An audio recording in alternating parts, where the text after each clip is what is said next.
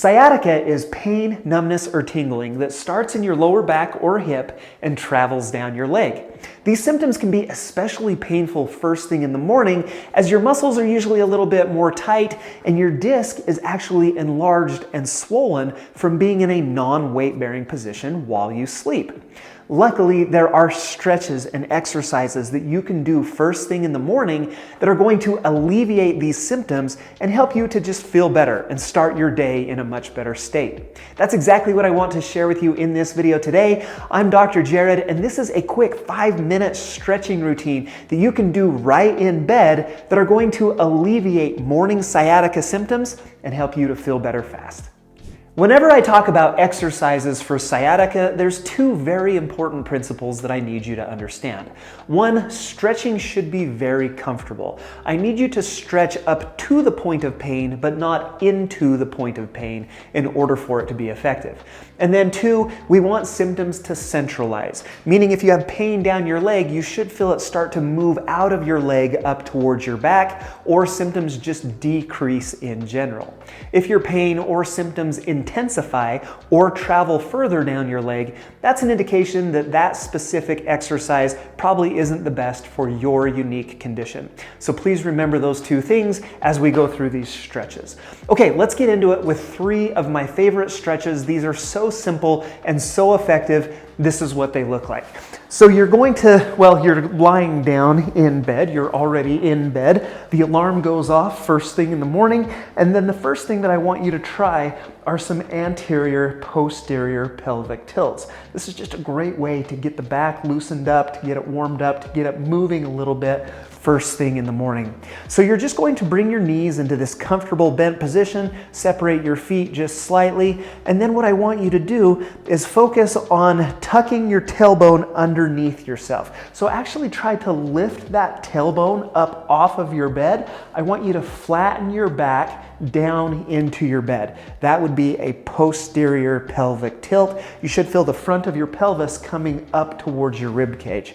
I want you to hold that for about 3 to 5 seconds, and then we're going to go into an anterior tilt position. So now you're pushing your tailbone down into your bed, you're arching your back up off of your floor, and then you're going to hold that in a comfortable position for 3 to 5 seconds. Please remember to breathe while you do this. So now we're going to go back into the posterior pelvic tilt position, hold 3 to 5 seconds there, up and down, nice comfortable position, trying to avoid pain, just to introduce some motion into your back. And I usually just tell patients to do that for about 1 minute.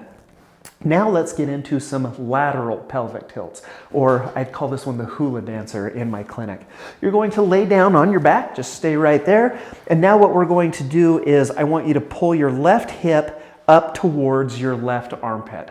And then we're going to hold that in a comfortable position for about 3 to 5 seconds. And then we're going to reset. And now I want you to pull your right hip up towards your right armpit. As far as pain and symptoms will allow, we're going to hold that for 3 to 5 seconds. And then we're going to reset to neutral. And then we're going to repeat this motion, just really small motions, really comfortable, for about 60 seconds, or about a minute worth on this.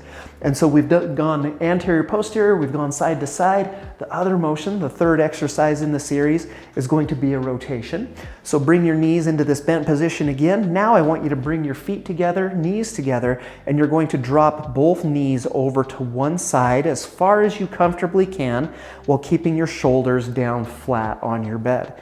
You're going to hold this in this position for about 5 to 10 seconds, and then we're going to come back the other direction, hold it for 5 to 10 seconds in a comfortable range. Please remember to keep breathing, like just nice, deep, comfortable breaths. Stretching should be nice and comfortable, nice and relaxing, but we're just going to repeat this side to side for about 60 seconds. The next exercise in your routine depends on the cause of your sciatica symptoms. If your sciatica is caused by a bulged disc, those typically respond a little better to extension exercises. That'll be the first one that I'll show you.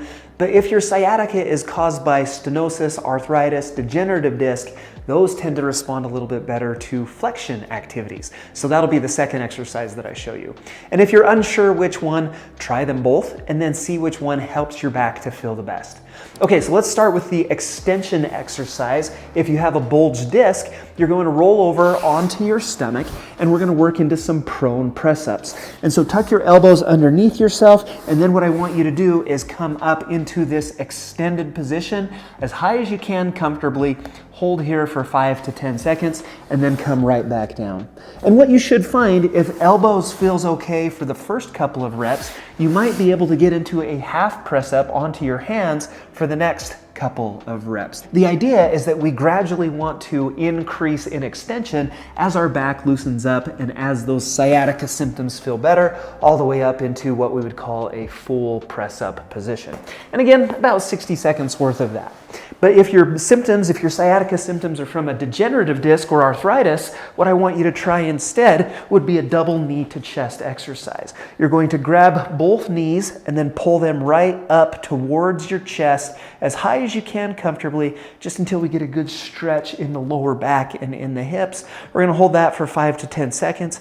Go ahead and relax and come out of it, reset the system, and then come up into it again. And you would repeat that one for 60 seconds. Hey, have you had a chance to check out the new membership area here on the Tone and Tighten YouTube channel? This is something that I'm super excited about. We're talking all things health and wellness. There's different tiers available with different perks inside each one, including additional bonus content from me. If you're interested in checking that out, hit the join button down below. Now, finally, your last exercise in this morning routine series is one of my favorites at alleviating these sciatic nerve symptoms. This is going to be a seated nerve glide, or said another way, some people will call it nerve flossing. Basically, what we're going to do is stretch that nerve out of that area of irritation. This is what it looks like. We're finally going to sit up in bed, so you're going to sit up to the edge of your bed. With your hands, we can either be right here at the side of the bed, or some people even like to clasp them behind their back to add a little support to your lower back area, whichever one you find to be the most comfortable. And so from here, what I want you to do is actually round forward at your shoulders and tuck your chin down into your chest, creating this slumped posture in our upper body. Now from here, what I want you to do is very, very slowly extend the leg that has the sciatica symptoms only to the point where you feel like there's tension, or where you feel like that's about the limit. If we push any further, we're going to get into pain. When we get to that point, I want you to perform just 3 small ankle pumps right here at your ankle, and then return to the starting position to reset the system. Now I want you to slump again, tuck the chin into your chest. As you extend your leg this time, you should notice that you're able to actually extend it a little further before we get to that block, or before we get to those sciatic symptoms again. Once again, we're going to do about 3 ankle pumps and then return to that starting position.